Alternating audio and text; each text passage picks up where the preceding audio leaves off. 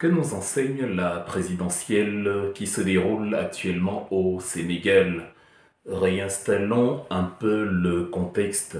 Nous avons 17 candidats qui s'affrontent et en tête de file, on a un duo qui se dégage, qui est constitué donc du candidat protégé de Macky Sall, le candidat de l'APR, l'Alliance pour la République, que Macky Sall a justement créé quand il s'est détaché du parti historique de son mentor Abdoulaye Wade, le PDS, le Parti démocratique sénégalais, dans les années 2010-2012. Et en face, nous avons le parti le parti des patriotes des patriotes du Sénégal pour le travail, l'éducation et la fraternité, le PASTEF que Ousmane Sonko, le maire de Ziguinchor, a créé en 2014. Et donc là, nous avons d'un côté Yamadou Ba, qui est donc la tête de pro du premier parti, le candidat du président sortant, et de l'autre côté, nous avons Bassirou Diomaye Faye, qui est le protégé d'Ousmane Sonko. Et les premières estimations donnent dans ce dernier vainqueur, du moins en tout cas, que ce soit à la majorité absolue ou à la majorité relative, il est devant dans la plupart des bureaux, selon les dépouillements qui sont à la disposition de l'opinion publique. À l'heure actuelle, on ne sait pas encore s'il va rafler les 51% et y avoir dans la majorité absolue ou non. Vous savez qu'au Sénégal, ça fonctionne comme ça, c'est un scrutin uninominal majoritaire à deux tours, de manière aléatoire. Si le candidat, justement, obtient la majorité absolue, il est président dès le premier tour. C'est ce que espère notamment le PASTEF et tous les partisans de Sonko, de Bassirou Diomaye Faye. Donc, on a même déjà vu que certains des candidats ont félicité Monsieur Diomaye Faye et le PASTEF pour son élection. Donc, on va attendre dans les jours qui viennent les résultats définitifs qui, selon ce qu'on voit, on pressent déjà que tout se déroulera dans un calme relatif parce que on n'a pas observé d'incident majeur. Les choses semblent plutôt bien se passer et même si c'est un véritable tremblement de terre qui s'annonce et même si Macky Sall aura du mal à digérer sa défaite, lui et son compère, et même s'il a tout fait pour justement torpiller et trouver des mécanismes pour continuer à perdurer au pouvoir ou du moins pour empêcher les principaux opposants de conquérir la magistrature, on voit que les résultats qui seront communiqués à la fin et qui donneront très probablement, en tout cas selon ce qu'on voit actuellement, Bassirou vainqueur, ces résultats-là ne seront pas notablement contestés. En tant qu'opposant farouche à Macky Sall, même si je ne suis pas sénégalais, évidemment je croise les doigts pour que le PASTEF de Bassirou et de Sonko l'emporte, que ce soit au premier ou au deuxième tour. Maintenant, en tant que Camerounais, quelles sont les principales observations qu'on peut avoir quant à cette histoire? C'est déjà sur la question de forme. Au Cameroun, vous attendez une éternité. C'est dans les 15 jours que vous avez les résultats qui sont communiqués et dans un cadre plutôt, voilà, on ne veut pas le meilleur des cadres, dans un cadre plutôt suspicieux. Au Sénégal, même si les résultats définitifs ne sont pas communiqués aujourd'hui, vous avez déjà dès le premier jour un début de semblant, de commencement, de résultats. Vous avez déjà des tendances, vous savez déjà plus ou moins qui est en tête, qui va sensiblement l'emporter. Quand vous avez Madame, la candidate de enfin c'est une parmi les rares femmes qui étaient justement candidates, Madame Anta Babacar Ngom, qui a félicité Monsieur Diomaye Faye pour son élection, voilà, parce qu'on a déjà une sorte d'aperçu. Vous avez Monsieur Mamadou Lamine Diallo, ce sont les partis qui ont concouru avec contre Amadou Ba et contre Diomaye Faye.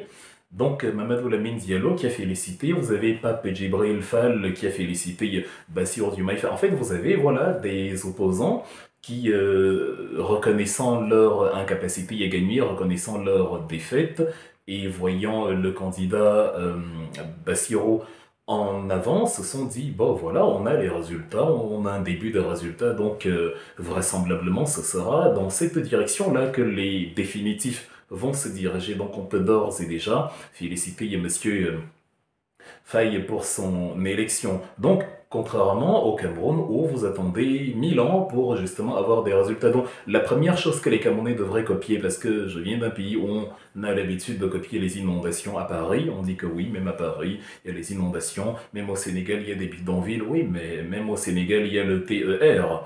Vous pouvez aussi copier le TER, déjà commencer par électrifier vos maisons, et maintenant copier le TER, le train express régional qui relie donc Dakar à Diamniadio, qui relie voilà, la capitale à son aéroport Blaise Diagne. Voilà, sur 40 km, vous pouvez aussi copier ça. Vous pouvez copier également la capacité qu'ont les Sénégalais à produire des résultats le jour même de l'élection. C'est un bon début. Vous pouvez en outre copier le fait que, parce que il y a un élément avec lequel on nous casse les oreilles depuis des semaines, voire des mois, et le pire, c'est que c'est le parti au pouvoir qui met cet élément-là en avant, le RDPC, en disant il faut organiser les primaires de l'opposition. Je considère que quand c'est le parti au pouvoir qui vous dit la chose à faire, il ne faut pas la faire, puisqu'il va utiliser le mécanisme qui l'arrange pour vous mettre dans de grosses difficultés, dans le bruit. Comme on dit au Cameroun, si c'est donc le régime Biya qui dit organiser les primaires de l'opposition, il faut éviter d'organiser les primaires de l'opposition. Elles n'ont pas de sens dans la mesure où il suffit de regarder avec la rationalité la plus basique qui a les meilleures chances de l'emporter face au président sortant, et la logique s'impose d'elle-même. Regardez au Sénégal, il était clair que c'est soit Bassirou Diomaye Faye, soit c'est Amadouba. On peut même reprocher à Madame Antangom, Madame Monsieur Lamine Diallo, Monsieur Djibril Fall et tous les autres de n'avoir pas d'ores et déjà d'entrée de jeu compris que bon, il fallait de toute façon laisser la place à Bassirou Faye et reporter les voix sur lui. Mais déjà, c'est ce qu'ils feront au second tour si Bassirou arrive au second tour. Donc c'est soit le second tour va imposer justement une coalition de l'opposition de manière évidente sans qu'il n'y ait des primaires à organiser parce que c'est clair, c'est Bassirou Faye qui est le danger principal pour Amadouba actuellement. En gros, c'est Ousmane Sonko qui est le danger principal pour Macky Sall actuellement. Donc logiquement, quand on regarde, on sait que voilà l'évidence. Il n'y a pas à organiser des primaires de l'opposition, un régime va choisir un candidat, l'infiltrer là-bas, et le candidat va foutre le bordel et torpiller tout le processus, comme on l'a vu au Cameroun avec Atanganji, qui a dilapidé l'UPC, avec les bagarres qu'on a maintenant entre M. Cabral Libier et M. Kona au sein du PCRN, avec tout ce qu'il y a comme entourloupe lorsque vous commettez la bêtise d'écouter ce que votre opposant principal au pouvoir dont le régime en place vous suggère. Ce n'est pas l'adversaire qui vous dit le coup qu'il faut lui donner, jamais personne ne fait ça, ce serait suicidaire. L'adversaire vous donne une proposition qui va justement l'arranger et qui va vous mettre voilà, en difficulté. Donc, Monsieur Diomaye Faye, par l'évidence des choses, s'est imposé comme candidat principal et c'est ce que nous sommes en train de voir. On savait déjà d'entrée de jeu, les Sénégalais n'ont pas eu besoin de demander qu'on organise des primaires de l'opposition. Le peuple sénégalais savait déjà d'avance que ce sera Monsieur Diomaye Faye et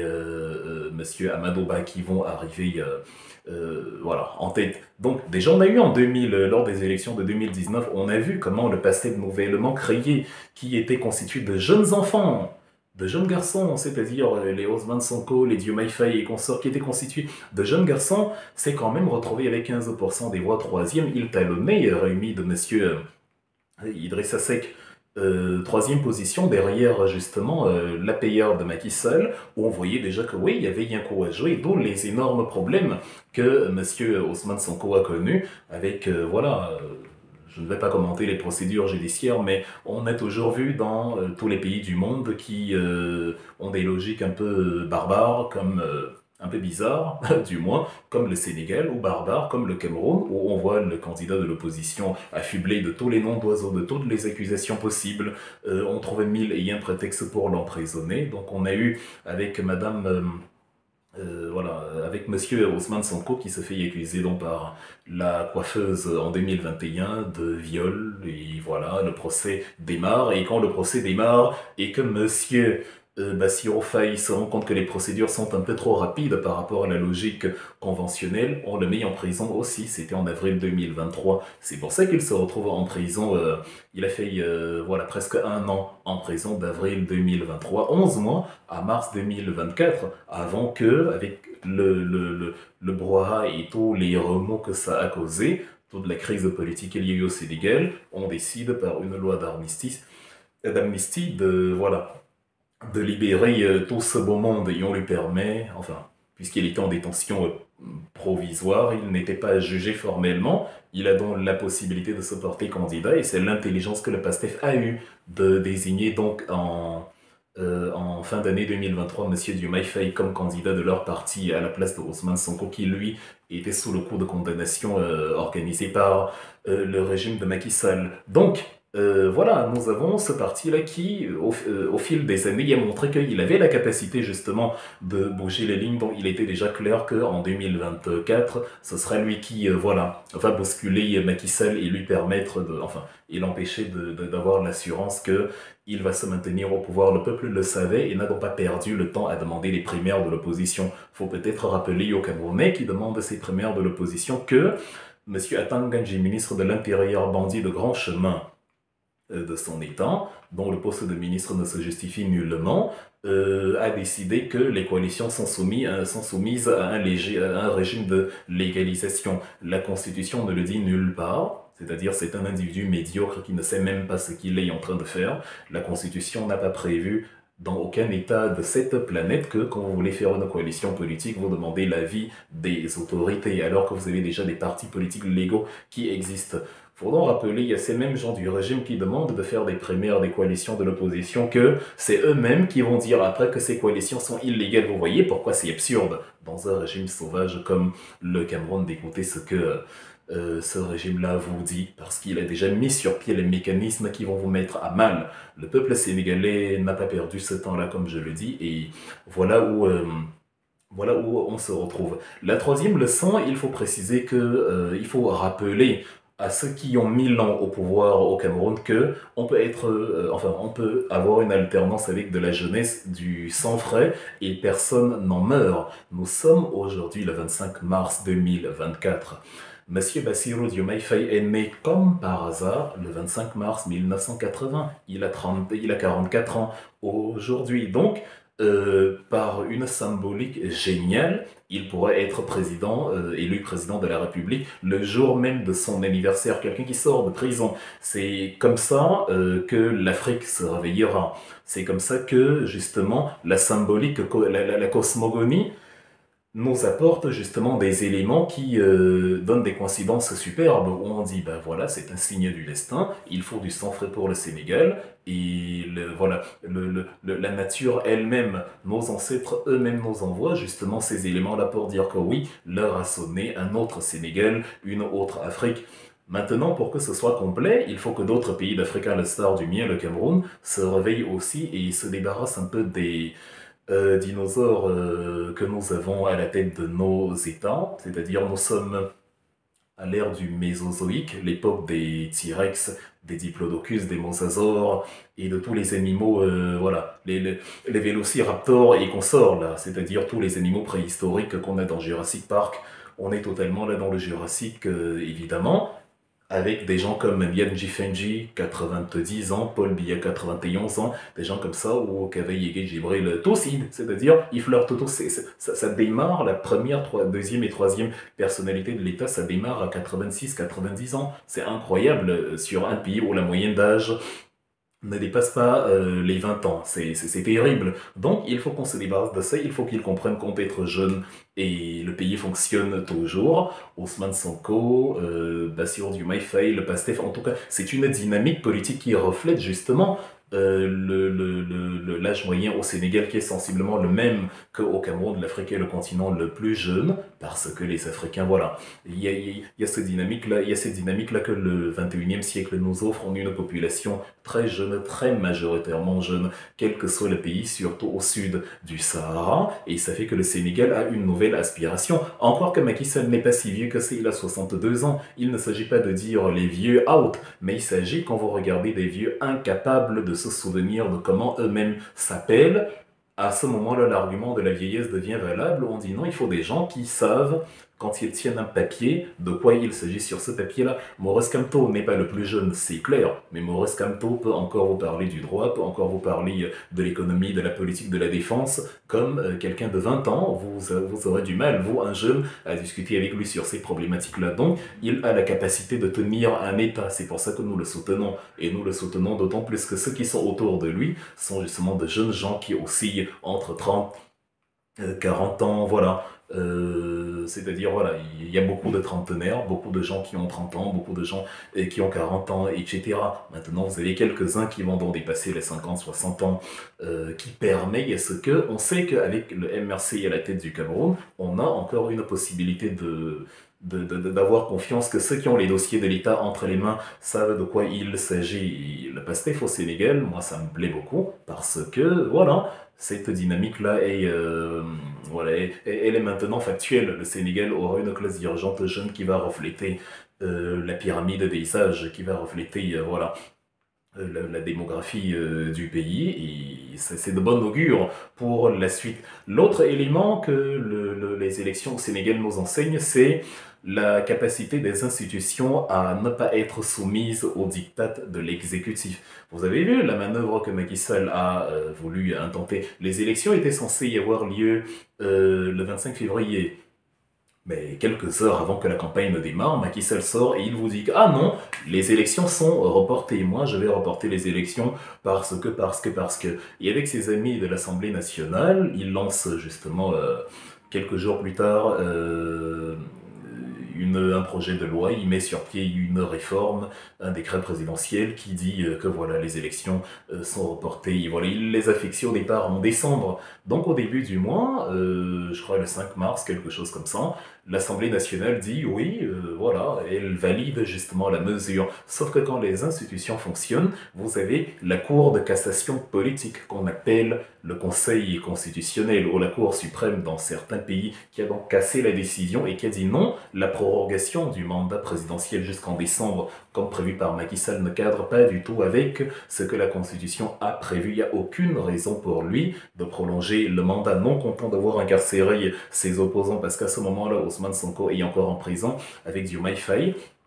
Ils sont encore en prison sur les accusations bizarroïdes que je vous ai données, parce que Diomaye Faye n'a même pas jugé. On dit qu'il a critiqué, c'est l'un des ministres de l'APR, Madame Bai Nyang, qui justement émet la plainte contre lui, et il se fait y arrêter parce que il a osé, il a eu l'outrecuidance de critiquer les procédures, comme si on devait dire Alléluia ou Bismillahi lorsque monsieur Macky Sall et sa bande prennent une décision, il se retrouve en prison. Bon, non content d'avoir fait ça, monsieur Macky Sall décide que il va aussi proroger son mandat présidentiel. Mais comme les institutions fonctionnent, le Conseil constitutionnel invalide la décision. On a même vu dans la foulée des incriminations contre 2 membres du Conseil constitutionnel pour déclarer inopérant le fameux Conseil constitutionnel. On a eu un imbroglio judiciaire, politico-judiciaire incroyable, où Macky Sall a justement mis tout ce qui était en son pouvoir en œuvre pour se maintenir